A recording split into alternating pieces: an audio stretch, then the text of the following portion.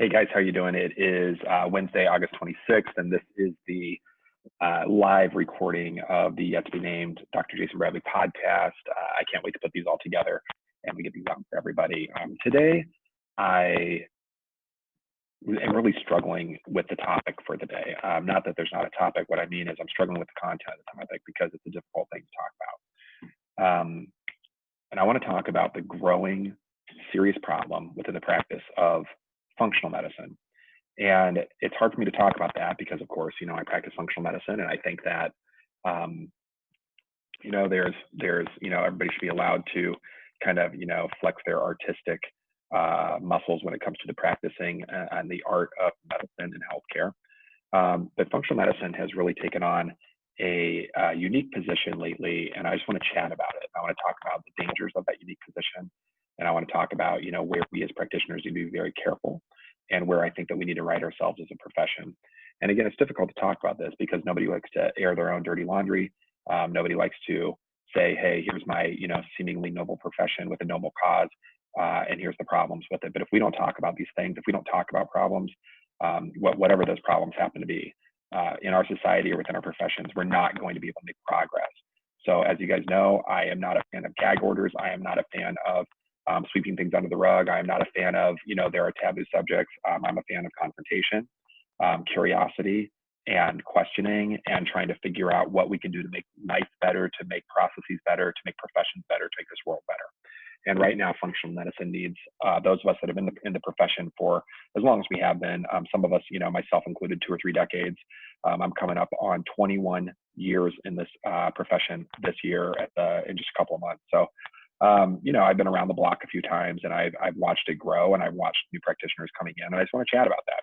But before I chat about, the inherent problems with functional medicine, I do want to come back and just kind of revisit why we have functional medicine. Like, what the heck is it? Why did it get created? Is it different than general medicine? And if it is, how is it different? And, what does that mean? Because I think to understand where the problems are today, we need to understand where we came from. We have to understand our history to understand where we are and where we need to go. So here's the deal, guys. Functional medicine is an outcropping of some very brilliant thinkers. The most noted being Dr. Linus Pauling. Pauling, as you guys know, is the only person to ever win 2 Nobel Prizes in 2 different categories. Pauling is known for his work with certain types of cancers and looking at nutritional deficiencies and even intervening and successfully treating some of those cancers with vitamin C. Pauling was also involved with the Canadian Psychiatric Association, working with such esteemed colleagues and contemporaries as Abraham Hoffer and other folks that were speculating and substantiated in the literature that neuropsychiatric cases can often be traced back to different types of nutritional insufficiencies or deficiencies, specifically in those cases, looking at areas of B complex deficiencies with, again, neuropsychiatric conditions in the Canadian Psychiatric Hospital. So, this functional medicine comes from a background of Nobel Prize winners, is what I'm trying to say. And here's what their observation was way back in the 1950s and 60s. Now, you got to remember that we're just at the time in medicine, we're just post-World War II. We need to go back before World War II, where doctors, a very esteemed profession, but pre-World War I and pre-World War II, doctors, were really kind of not thought of the way that they're thought of today. It was, sort of a last resort. We'd better go get the doctor, right? Someone's dying. And the job of the doctor was to keep people from dying, if at all possible, right? And generally this is from accidents or from infections. So you got to remember that penicillin was on the rise at this time. We had really perfected combat medical intervention. So folks that had been injured in the wars, from the Civil War on, actually from all the wars on, but, Civil War to World War I and World War II, we really were leaning into the art and practice of medical warfare medicine and saving soldiers' lives. So doctors are becoming heroes now. And, by the time we get to the 1950s, 1960s, certainly 1970s, we're starting to see American popular media looking at, practice of medicine like Marcus Welby, MD, that good old-fashioned doctor that could save lives and would do house calls. And, certainly by the 80s and 90s, we're starting to see medicine move into different treatments, right? Because at that point, we're starting to see a shift within the American economy and within the American society where medicine is becoming the norm. Drugs and medicines are now being covered kind of carte blanche by old school types of insurance, employer insurance, and having employer insurance was a big, benefit because you could go get your life saved or go see the Marcus Welby MD. They're no longer coming to your house. They're probably at a local clinic, but you get to go there and someone else is paying for it. And, the job that you have, you're paying for it effectively when you have employer insurance because they're taking that out of what salary they could give you. But nonetheless, it's implied that the employer is paying for it. And we also have released direct to consumer advertising with pharmaceuticals in the 80s. We start to release in the 80s and certainly in the 90s. And then by today, we're starting to do consumer advertising directly to everybody viewing whether it's a magazine, a newspaper, an online article now, certainly a television commercial, a radio commercial. It became more and more increasingly pharmaceutically driven, right? Pharmaceutically funded. Our favorite shows on television are often funded by the commercials they run, and the commercials that they're running are drug commercials these days, right? So now we have direct to consumer advertising popularizing the application of pharmaceuticals as a first line intervention. Doctors these days have become pawns, if you will, for the big pharma companies. I call them, glorified Pez dispensers at this point. Enter in the symptoms, drop down menu comes up with a diagnosis, and from that diagnosis, it opens up a toolbox of us to refer for a procedure or, dole out a drug and hope for the best. And that is the way medicine is practiced. And all the way back, again, in the 50s and 60s, when before we even hit all of that, Pauling and his contemporaries said, we need to be really careful, really, really careful here, because medicine is becoming so standardized that we're losing the person being treated to the procedure being followed or the protocol being followed. And they said, if we're not careful, we're going to see a usurpation of big pharma taking over the practice and art of medicine, meaning there will be no art. It will literally lead us to where we are today. And they were totally right. So Pauling coined a term called orthomolecular medicine. And what that means, ortho meaning right, molecular meaning molecule, and medicine meaning medicine, right? The practice of healthcare, so to speak, or the application of some type of intervention. So what he's saying with orthomolecular medicine, way back in the 1950s and 60s, is that each person, each unique individual deserves to be treated with the right molecule or molecules for their body, for what their body needs. And he set up the idea of personalized medicine. Instead of saying everybody with this condition gets treated this way because that's the way we've always done it, and the only thing new would be a newer, bigger, better drug, right? And as we know, newer, bigger, better drugs are more expensive and more dangerous. As we know, the practice of modern medicine and the way that they predict it has become the third leading cause of death in the United States, accounting for enough deaths over 250,000 annually. Some folks, including the British Medical Journal, Hopkins, reporting that might be up to 400,000 deaths in the U.S. alone by properly practiced and applied American medicine. Again, making it possibly the second cause of death in the U.S., but only following heart disease and cancer. So again, I'll say that very clearly.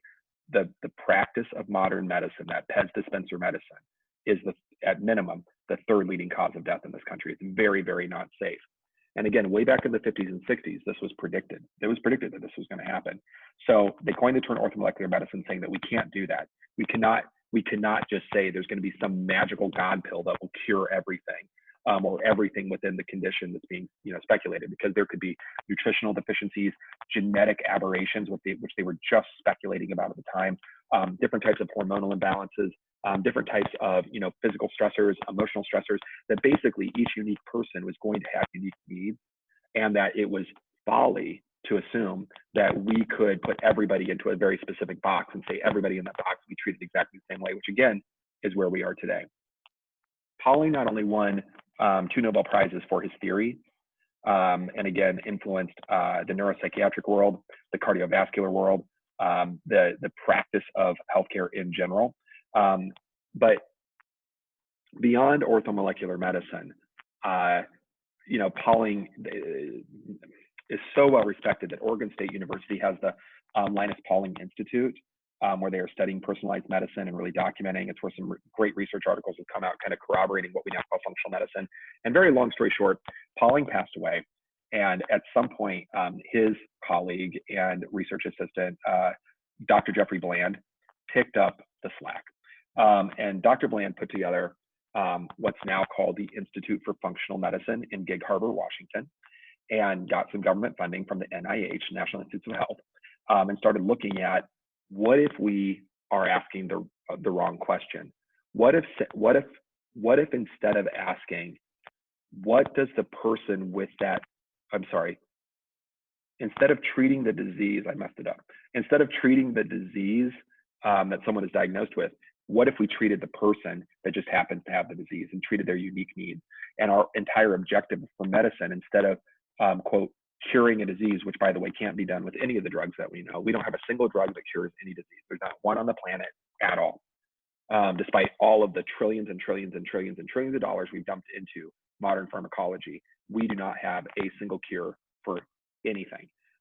We have management at best. We have drugs that you can take with the F word, which is forever, but we do not have cures that are available. And that's why when you're watching those direct-to-consumer advertisements, they're not using the word cure at all. They will never say that their drug has been shown to cure anything. And people may use it, the doctors may use it colloquially, but the reality is there's no cure for anything. And coming back to it, Bland changed, again, the word orthomolecular to functional, saying, what if we're just supposed to be focused on restoring function to the body? What if that's our entire objective, restoring function to the body, and how can we measure that? We have lots of laboratory measurements that can look at, a functional analysis of the body. We can look at processes. We can look at, as just a really silly example, something like glycosylated hemoglobin, or HbA1c, sometimes called A1c.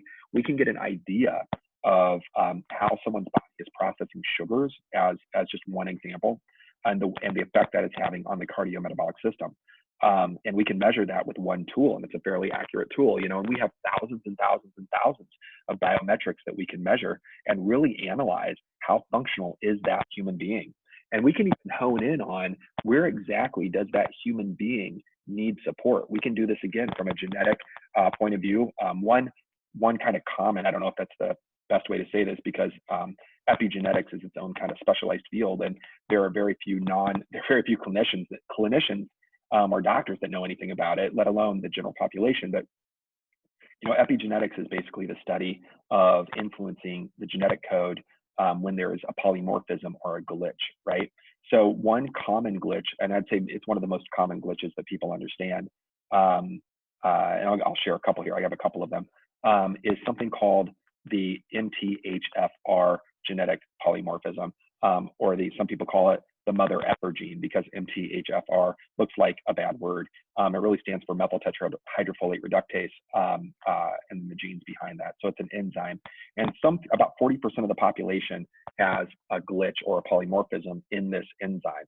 And that enzyme, its whole job is to basically help reduce, in a good way, B vitamins into their usable form in the body. As an example, B9 folic acid is reduced to methyl tetrahydrofolate and formal tetrahydrofolate. And those types of methylated or reduced B vitamins are able to break down homocysteine and then keep and basically protect the heart. There's more to it than that, but people that have a genetic polymorphism with MTHFR, they can't break down homocysteine, and they're more at risk for brain health issues and heart health issues, and et cetera. And like I said, a lot of people heard about this mother effer gene, right? And with epigenetics, the way that we work around that is, because they can't break down the B vitamins to their reduced form, we just medicate them with reduced B vitamins, right? Does that make sense? So they're reduced to their methylated forms already. We just bypass the enzyme. And again, we can do that with our clients. We barely even need the genetic interpretation to do that. We can just run a homocysteine test, and if it's high, give them methylated B vitamins and throw in some glutathione, and we can work around that genetic polymorphism. Not everybody needs that, right? So I can't just say because you're human, you need that. We would be running specific tests. And again, we can intervene point by point by point, whether it's a nutritional insufficiency. Again, when people have nutritional insufficiencies, our body requires only 6 things to work, right? And I want us to really remember this. It's, maybe I'll say 7. We'll see what happens here. But, proteins, amino acids, fats, essential fatty acids, carbohydrates, but I'll say fibers, because we can get the sugars and starches that we need directly from the proteins and fats that we're eating. But, of course, eat vegetables, please. Berries, of course, they're on the Epic 5 plan. But then vitamins, minerals, and water, right? So I'll say that one more time. Amino acids or proteins, essential fatty acids or fats, fiber or certain carbohydrates, vitamins, minerals, and water. Our entire body is made out of that. There's nothing from our skin to our blood, to our bones, to our hormones, to the chemical pathways that you can't touch that are just reactive. Everything in your body, everything is made from proteins, fats, carbs, sugars, right? Starches, vitamins, minerals, and water. And that's it. So you can imagine if you have a deficiency in any one of those areas, let alone numerous parts of those areas, your body's not going to work well. You're not going to have the proper structure. You're not going to be able to build your bones the right way, right? I mean, we've really connected calcium deficiency with bones, right? I mean, it's much more complex than that. Osteoporosis is an inflammatory condition, but that's a different topic for a different day. But I think that we get the idea that, again, our body is built from that. But if we don't have the building blocks, we're not going to be healthy. How many times do you go to the doctor, though? I mean, just think about this. How many times do you go to the general doctor and you're not feeling well? You're tired, right? Let's just put it on the table. Tired, a little depressed, a little brain fog, a little achy, stiff, maybe a dull headache, mood's a little erratic, right? I mean, this is called modern America or modern lifestyle. But you go to the doctor, and instead of anyone saying, hey, I wonder what's going on with your proteins, fats, fibers, vitamins, minerals, and water, I wonder what's going on there. Everybody's like, well, let's break this down. Here's a stimulant for the fatigue. Here's an antidepressant because you sound depressed, and let's get some, they probably wouldn't recommend counseling, but maybe they'll recommend counseling, right? You can't lose weight. Well, why don't you, go on a diet and exercise more and this and that and the other thing. But nobody's even asked the basic question. Does this human being in front of me, this human being that came to me for care, do they have the basic necessary building blocks to even have a functional system? And if we don't start there as doctors, let alone, I haven't even gotten to the problem with functional medicine, but if we don't start there with as doctors asking that basic, prima facie question, does this human being in front of me have the necessary building blocks to, have a functioning system? Do they have enough of the amino acids, proteins, the essential fatty acids, the fats, the fibers, carbohydrates, saccharides, et cetera? Do they have the necessary vitamins, minerals, and do they have the hydration to drive that system to be healthy? And if they don't, we are absolutely, in my opinion, I'm going to call it malpractice. In my opinion, that is malpractice, not serve that patient that's in front of you with those basic human needs. Whatever's going on in their system is going to be related back to some deficiency or insufficiency in those categories. And we need to replace that. And again, from a functional medicine point of view, that should be a trigger. When we see a lot of organic problems related to nutritional deficiencies, we should automatically go back and say, what's going on with their diet? What's going on with their gut? Are they eating the right foods that are rich in nutrition, or are they eating box can, wrap package processed foods that are devoid of nutrition and that we try to enrich with crap nutrients? Because we know that the food is devoid of nutrition. I mean, if your food that you're eating needs to be enriched, you shouldn't put that in your mouth. I mean, they're basically saying we screwed this food up so much in our processing that we had to add in crappy, cheap nutrients back into it just to even call it a food. I mean, think about that. That's what the word enriched means, right? So again, that doctor needs to step back and say, okay, your organ systems aren't working, your neurotransmitters are messed up, your hormones are off because I did all the proper testing, right? And here's how we're going to intervene there. But your nutrients are off, and here's how we're going to intervene there. But you know what? Your digestion is off because you're not breaking down those foods to their nutrients.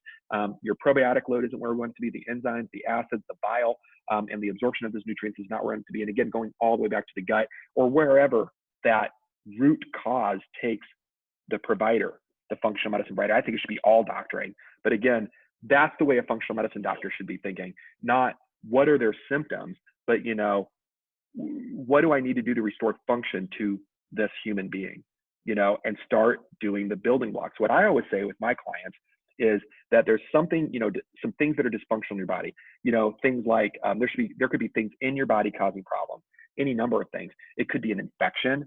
I mean, we've been finding a lot of mold toxicities with our chronic care patients, right? With our chronic symptom patients. And if we don't address that, if we don't identify that mold and get that mold out of the body, those patients are going to continue to suffer. But mold testing, while rampant in the United States, and everybody agrees with that, it's in every restaurant that you could go to. It's on most coffee that you're going to drink.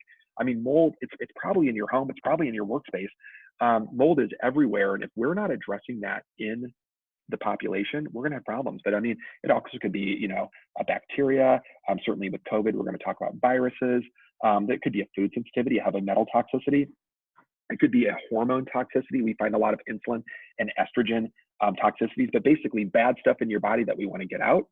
And then we, on the other half of that coin, try to look at what should be in your body to put back in. And again, that's usually nutrients, right?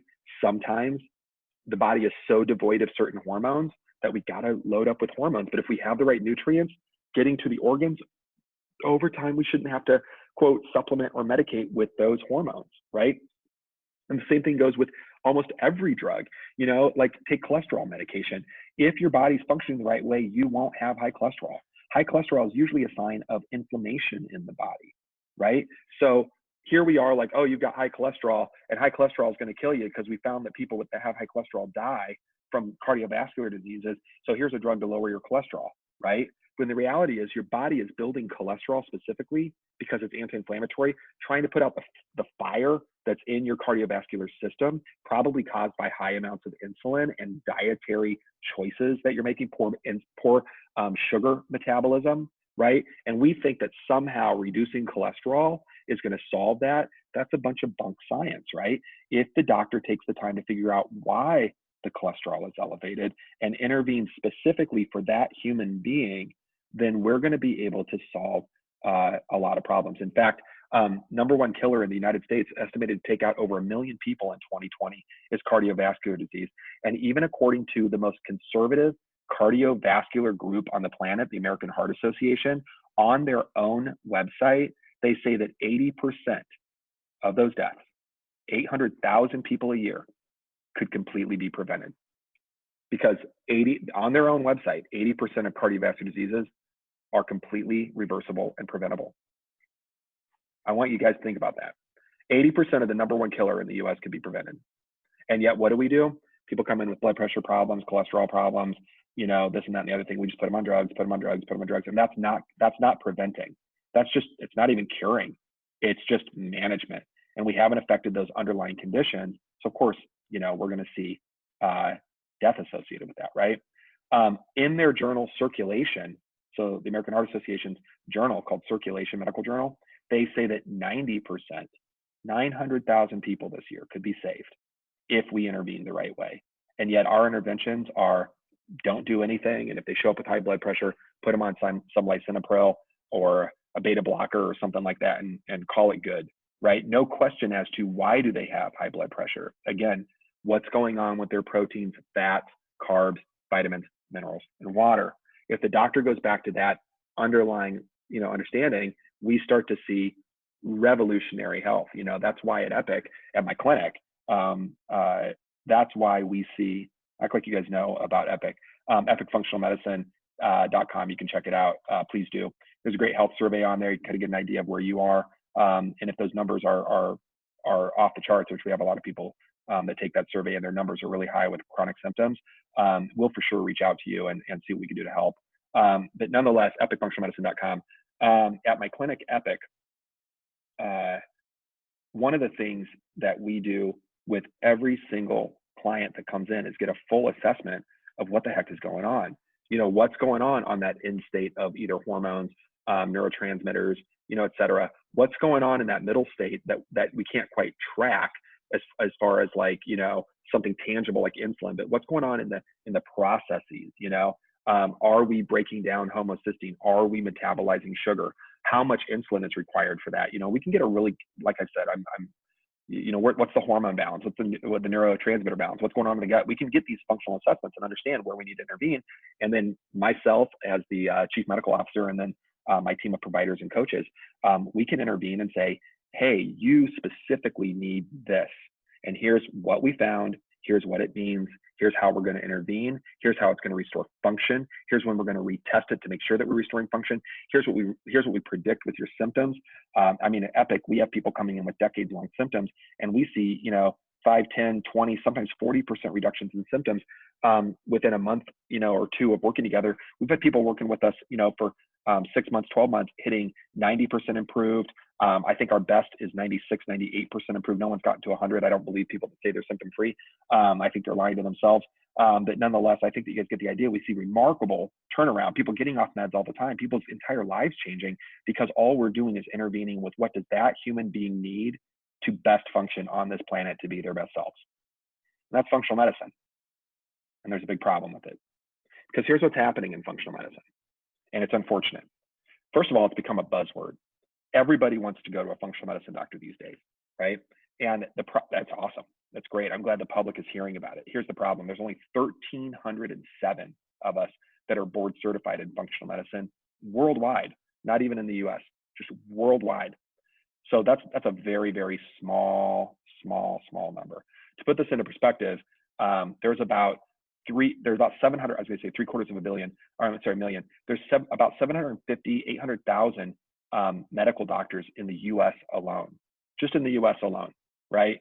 And we can do population studies there, but we have 1,300 for the 10 billion people of the world. So I want to put that into perspective, first of all. There's not many of us. Second of all, even though we've been around, forever, going on 30 years, and even before that with orthomolecular, since the 50s, maybe like 70 years, and because it's become a buzzword, we've been establishing our board very carefully based on evidence-based medicine, based on hospital trials at the Cleveland Clinic, some really cool stuff coming out in JAMA, looking at the Cleveland Clinic studies. But I want you guys to know we've been establishing ourselves as a legitimate medical board, for the last 30 years, and we've got our foot in the door. And because it takes a while, right? I mean, we're a different way of thinking about medicine. It's kind of like coming into medicine and saying, like, here's a brand new field of, and I'm making this up, right? Like energy medicine. I mean, if you can imagine that we are, and I don't know if this is possible, maybe we're able to measure the energetic field, or the, maybe that's something, or maybe it's just measuring something like adenosine triphosphate mitochondrial function, right? But I mean, there could be a new, form of medicine that's like, we're energy medicine doctors, right? And again, whether that's, aura stuff or whether it's tangible chemical stuff, right? And it would take decades for the general medicine population to be like, okay, you guys are legitimate. Well, we're at that decades mark, and we're being taken legitimately. But here's the problem. To be taken legitimately, you have to be accepted, again, by the medical agencies. And again, we're I don't want to say that we're anti-pharmaceuticals, but we're certainly not pro-pharmaceuticals, if that makes any sense. That puts us in a unique position to, if we're questioning the application of pharmaceuticals, it's going to be hard to be taken legitimately by 800,000 practitioners in the United States alone that have made a living off of prescribing pharmaceuticals, right? So it's taken some time. But again, the public has really picked up on this, and everyone's got a functional medicine doctor. So here's what's happening. You've got medical doctors, chiropractors, naturopaths, acupuncturists, people with no degrees, health coaches that went to like a 6-month program online, all saying that they do functional medicine. And they're not. They're not trained in it. They're just claiming it. And it's, in my opinion, not safe. Functional medicine, if anything, is the highest level of application of where science and the clinic really comes together. And unless you're fully vetted and trained in, as my professors in functional medicine said, we have to be the best ologists of all of the ologies so that we can understand the interconnectedness of the body, because the body is one system instead of a bunch of parts put together that sort of work, right? We believe that the entire body is one system. So we have to be the best of all of those systems. For me to address hormones, I need to understand cardiology, and I need to understand what's going on with nutritional medicine, and then certainly the way that influences metabolism. And again, you start to get into the depth of what those 1,307 board certified functional medicine practitioners had to go through to get board certified. It's I have a few board certifications. I'm proud of all of them. This was the hardest board certification I've ever had in my life. And everybody I know that's board certified says the same thing. Thankfully, we only have to resit for that board. I think it's once every 7 to 9 years, depending on how you did. I'm at a 9-year mark. I just recertified last November, which is great. All of that said, here's what's going on in functional medicine. We have untrained people jumping into the profession. They're just using it as a buzzword. And instead of actually practicing restoring the function of the body, they end up, I mean, there's a couple of ways people do this, but they poo-poo things. Like they're going to poo-poo drugs. Like, oh, I'm an alternative medicine doctor because I don't think that you should be taking Zoloft. Here's what you should be doing. You should be taking St. John's wort. And all of a sudden, because I'm using a botanical medicine, I'm this alternative medicine doctor and must be trained in it. And I'm going to call it functional medicine. And so I have people that come to me and they say things like, oh, I saw my functional medicine doctor. And for my depression, they gave me St. John's wort. And for my high cholesterol, they gave me, policosanol or Monascus purpureus. And for my hypertension, they gave me hawthorn berry. And, they suspected that I was this. And so they gave me this. And I think if you guys hear what I'm saying, that's not functional medicine. That's natural medicine. That's naturopathy. I have I have 4 doctorate degrees. One of my doctorate degrees is in naturopathic medicine, and I understand it very thoroughly. And I can tell you right now, it is not functional medicine. It's part of it. In functional medicine, I think that we would say we will do whatever it takes to restore function to the body as long as it's not harmful to the patient, right? And as long as the goal is we're able to get off of whatever we've recommended drug-wise, supplement-wise, unless we're addressing a genetic polymorphism, which would indicate that we probably need to do that intervention with the F word forever. But I'd rather be taking methylated D vitamins and glutathione forever than lots of other drugs, treating lots of other symptoms and never addressing the root cause. So the first problem that we have functional medicine again is that it's become a buzzword, and anybody that wants to claim it can claim it because we haven't got, our board is not fully approved by the AMA or by the medical board groups because we're new, right? And it makes sense. But we got our foot in the door and the research there, and I think we'll be there very soon. But because of that, we don't have state by state laws, right? So because there's no official board, there's no officially accepted board, there's no official regulation state by state to practice functional medicine. So any Yahoo off the street can claim it, right? So there's no protection for the consumer. And I'm very concerned about that because, I'm not picking on any non-medically trained people. I know some chiropractic doctors, naturopathic doctors that are some of the most brilliant functional medicine doctors that I know. 2 of my doctorate degrees I just mentioned there, right? So maybe I'm one of them, right? I hope.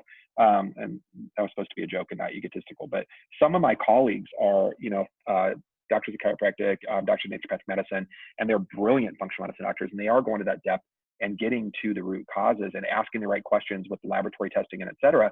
However, not picking on anybody specifically, no individual.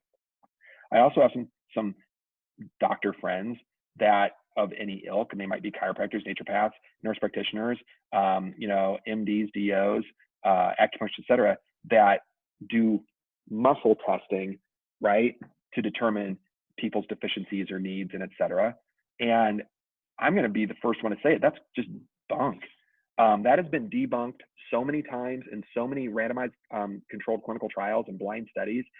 There's even YouTube videos of like back in the 70s, I believe, late 70s, where that's called kinesiology. Kinesiology practitioners were asked to come on, British television live and diagnose people. And so they were blindfolded, and they actually, brought the same person up different times.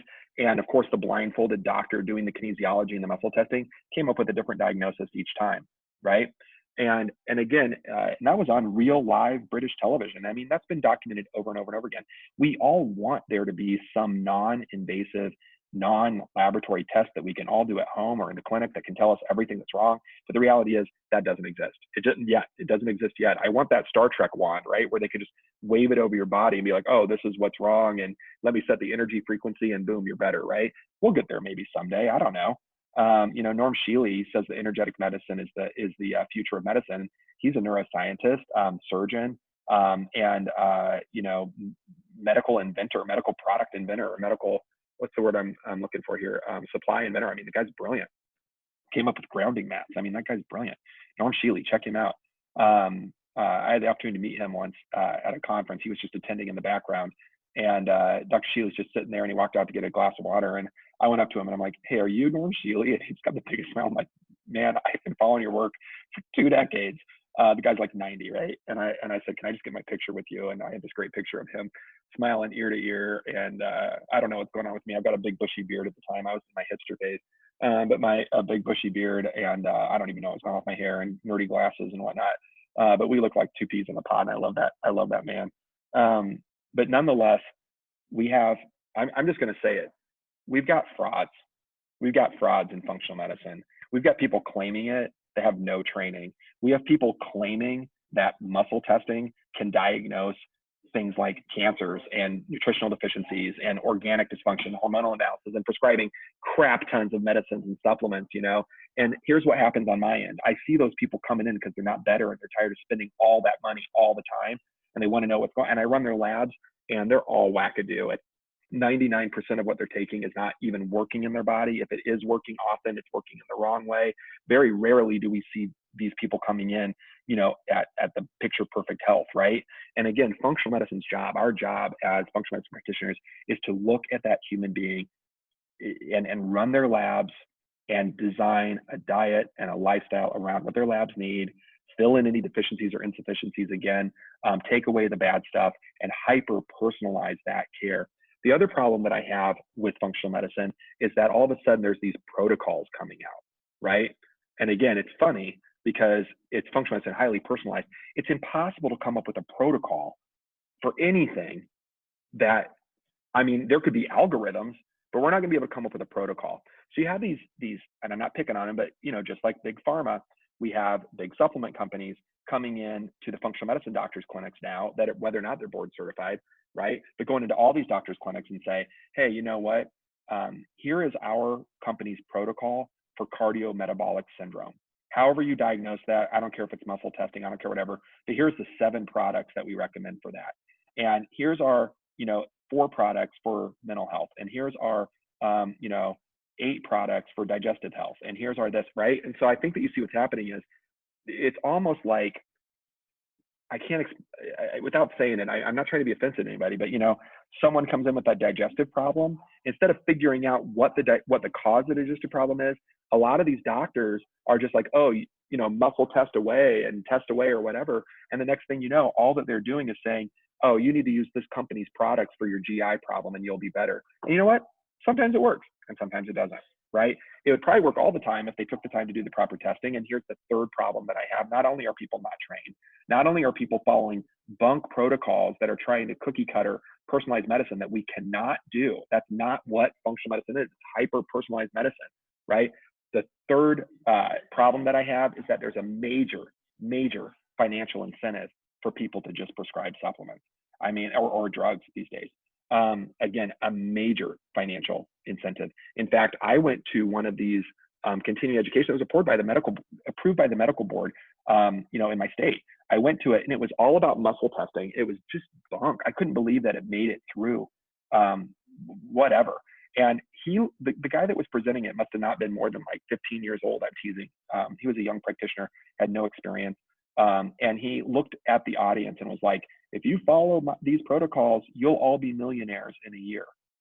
And the protocols were just basically how to prescribe. Like it wasn't even about treating anything. It was like, every time somebody comes in, you should be prescribing 5 supplements. And here's how to do that. And here's how to muscle test it to confirm it. And you're going to make millions. And I was disgusted by it. Here's the thing, and I'm going to leave names alone, but the president, so the medical society's president for my state was actually there. So the board's president for the state was there, and she's the one that actually found this guy to talk and really thought that I'd be interested in it because I do functional medicine, nutritional medicine, and invited me personally to this. I had words with her afterwards, and yeah, I don't know what happened there. But anyway, like I said, so the third thing is there's a massive financial draw to just prescribe everything that you can supplement wise, and then sell it, of course, within your clinic, right? And just make gobs of money off of it. And that happens.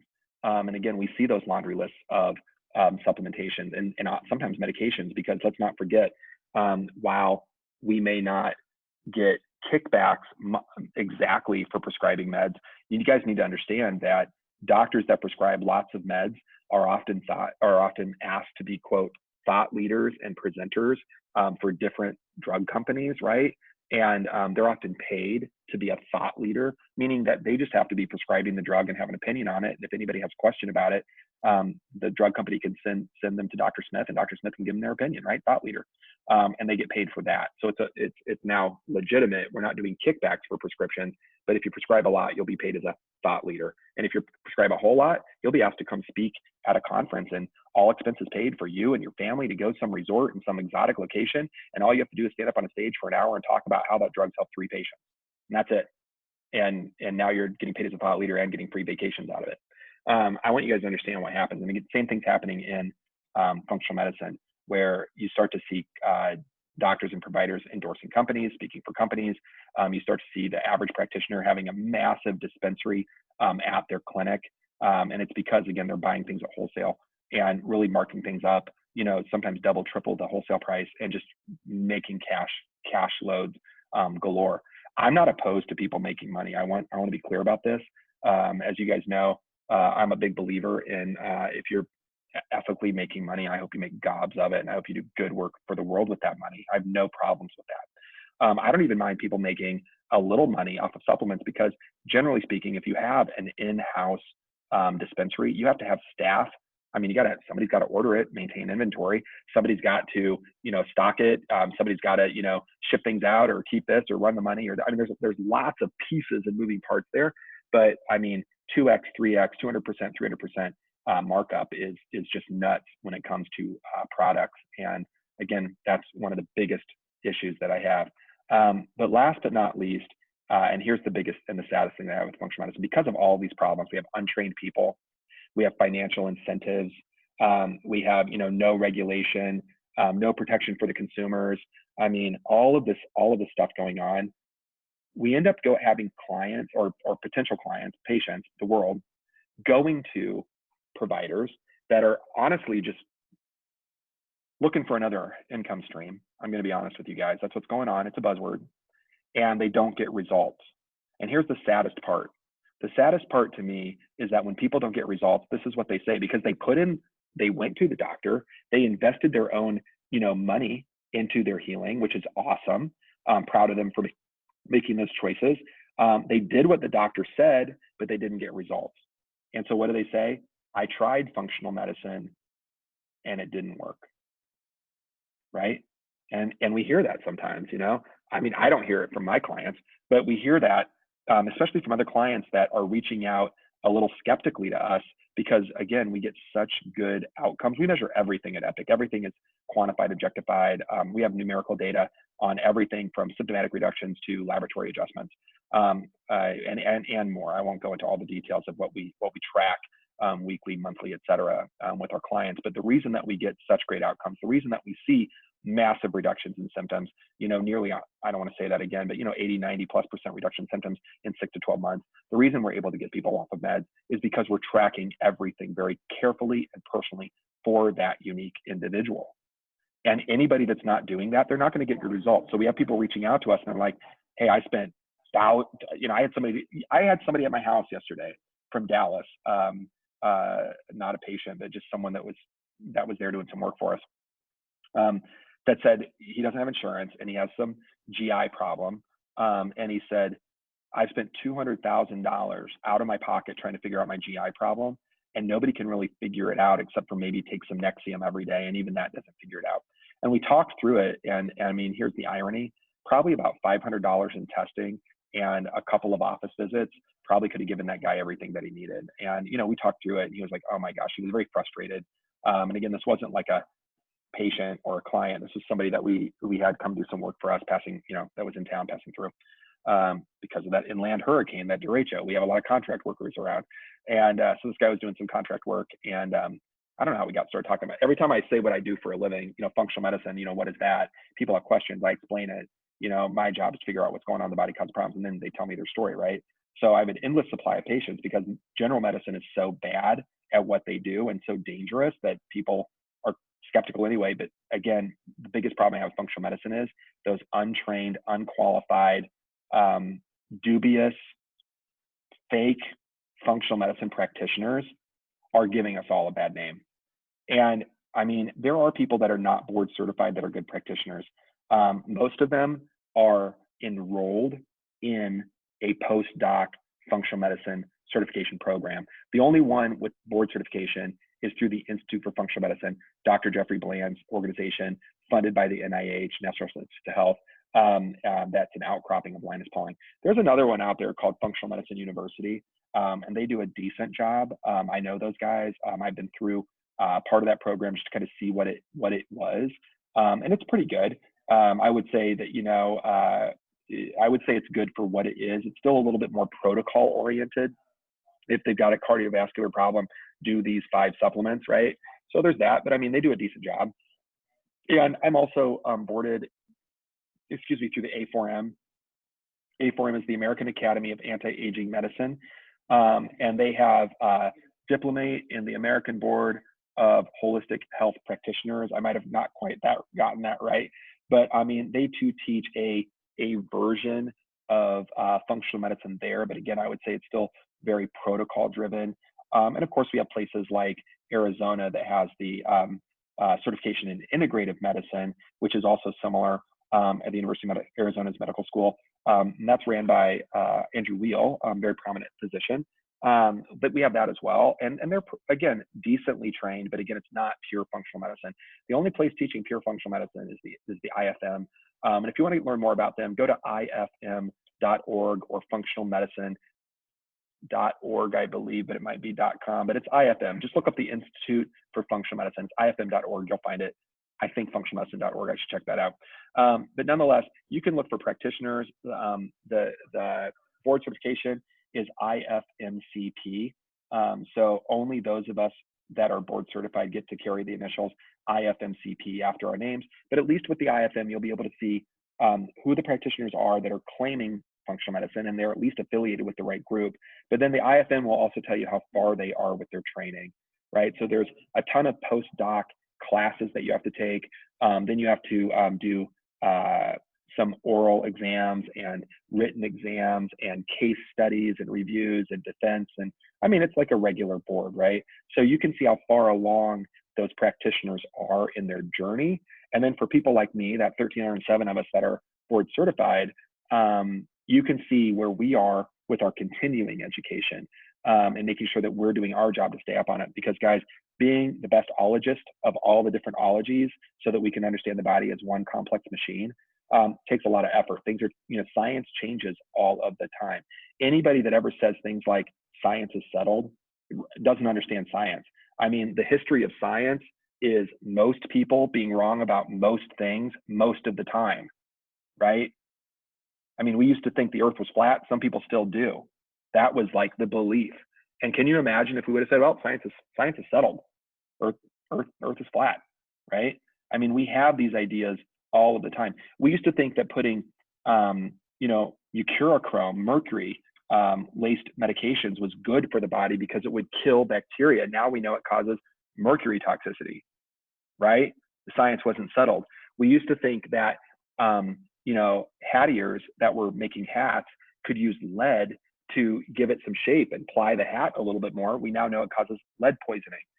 Science is never settled, and anybody saying that about anything, I don't care if it's, medicine or climate change or, really any, vaccines or anything else, there's always going, and there should be ripe debate. And I come back to where we started, the gag order. My profession is being very silent about these usurpers coming into functional medicine.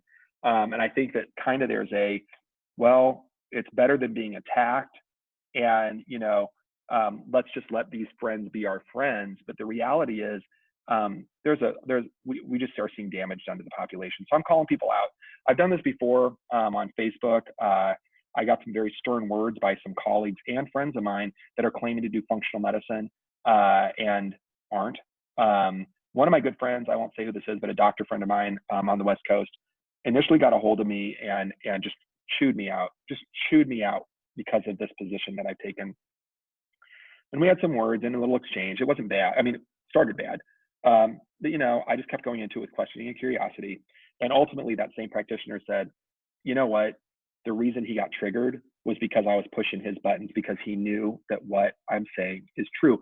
And if you're a practitioner that's out there and you're one of these muscle testing guys and you're one of these prescribed protocols and this and that, and you're not doing real functional medicine, looking at laboratory work and really interpreting, doing follow-up work to make sure the labs are changing, if you're not tracking that data, you're not practicing functional medicine, and you know it. You know it, and you know that what you're doing is helping some people but not other people. You know that you don't have the methodology, systems, you know, operations set up to actually help people. And I'm calling you out. I'm calling you out. You need to go back to school. If you're going to claim functional medicine, you need to go back and put in the 3 to 5 years that it takes to get board certified. That's what you need to do. You have a duty and a responsibility to the patients that you are caring for to be explicitly honest with them and say, I'm not trained in functional medicine. I'm studying it sort of on my own. I am going to enroll in a program, and I'm no longer calling what I do functional medicine until I understand what the heck it is, which again, I'm going to tell you in case you forgot, it's not treating a symptom with any protocol. It's not treating a condition or a disease or anything else. It is literally addressing the personalized needs of that unique individual in front of you. And if you're not doing that, functional medicine person, it's a direct dereliction of duty, in my opinion. That's malpractice. And if you're a general practitioner and you're not leveraging the tools and resources from a laboratory and imaging point of view that we have available to us as general health doctors, and if you're not taking the time to understand everything that's between I don't feel good and drugs and surgery, there is a huge area in the middle that, again, starting out with, does this patient have the basic needs to be a successful human on this planet? Proteins, fats, starches, fiber, vitamins, minerals, and water. If you're not doing that and assessing the balance of the system and what this means, I'm going to call you out too, and I'm going to say you're practicing malpractice as well. You might be able to hide behind the standards of care, and you might be able to say, well, the laws don't say that. The laws don't say that for hypothyroidism, I have to do anything but run a TSH, and if it's out of range, give them levothyroxine. You're totally right. That's called a standard of care, and I'm calling the standards of care out. You guys are wrong too. Medical boards, you're wrong. People practicing functional medicine without training, you're wrong. People following protocols, you're wrong. People believing in the standards of care, you're wrong. And it's time for us all to step up as practitioners and realize that we have a responsibility to our patient population, to this American population. America's health is under attack. Our state of health in America is a matter of national security. Just this morning, Guardian released data showing that people dying from COVID, as one really hyper example, are obese. 50% of COVID deaths are directly related to obesity. I bet if we added the words overweight or obese, we're going to be approaching 90%. 71.6% of Americans are overweight or obese. 39.6% are obese all on their own. And it's the #1 contributor to every known chronic disease that we have. And if you're not addressing that underlying cause, I'm calling you out for malpractice again. If you care about your population, you're going to address their underlying needs. You're going to address their hydration, their diet, their movement, stress management, sleep patterns, as well as their internal chemistry, and balance that body to function on this planet. Take the bad stuff out, put the good stuff in. It's not rocket science. It just takes time, dedication, energy, and commitment. Listen, I love all of you guys, even you practitioners that, and you know who you are, and you know that you're not doing a good job, and you know that you need training. I love you, because I know you're trying and I know you want to make an impact. Listen, if you're one of those practitioners and you want some direction, reach out to me. That's fine. You can email me. You can direct message me through Facebook. If you have my text line, you can text me. You can reach out to the clinic. I don't care how you get a hold of me. I will gladly help you get the direction that you need. I will gladly help you. If you're one of these patients that's been to one of these functional medicine doctors that hasn't taken the due diligence to actually run the proper testing, do follow-up testing, and really explain to you what's going on functionally in your system and what you need to do, and you think, I went to one of those doctors, contact my clinic again. If we can't help you, I want you to know my team is highly trained to address, I make a joke, everything from fatigue to cancer. But really, we even have some executive clients that aren't even ill. They just want their bodies to be optimally functioning, right? But my team is able to address anything from that all the way up to, we've had some Hail Mary passes with 2 months to live. and we have a good success rate across the board. Not 100%, can't claim that, nobody can, but we have a good success rate. If you're one of those patients suffering, contact us. You know, you can get a hold of us. Like I said, go to epicfunctionalmedicine.com. epicfunctionalmedicine.com, if I can say it without slurring my words. Take that health survey and we'll reach out to you. It's that simple. Listen, I love you all. I'm not trying to be mean. I'm not trying to do anything with this video other than to let the general public know that not all functional medicine doctors are created equally. You need to be very careful and ask about credentials when you're going to see somebody. It's not going to be covered by insurance, and you're going to be spending out-of-pocket monies on this, so you'd better ask the right questions. You want somebody that's IFMCP certified, I want you to go to ifm.org or functionalmedicine.org, I believe, it might be .com. Check out who's certified, who's not. Make your choices. The good news is the internet can be your friend. You can find people that are certified. And like I said, if you need help, whether you're a provider, practitioner, hey, and if you're not practicing functional medicine, you're like, wait a minute, there's a way that we can assess function of the body, and what do we need? Contact me. Listen, if you're a provider that wants direction, if you're a potential patient, or if you just need help, we're going to help you either get the help that you need, or we're going to find somebody that can. That's my dedication to you guys. So listen, if this struck you at all, I want you to share this video, please. I want you to, let people know that functional medicine is the doctoring of the future. I mean, we are finally catching up with 1950s, 1960s theory here, that we are finally there. We've been published over and over again in JAMA and other journals showing that we are more effective with outcomes. The general medicine, we're sure of a heck of a lot safer, but you got to go to the right person. I love you all. Catch you all next week. Take care. Bye-bye.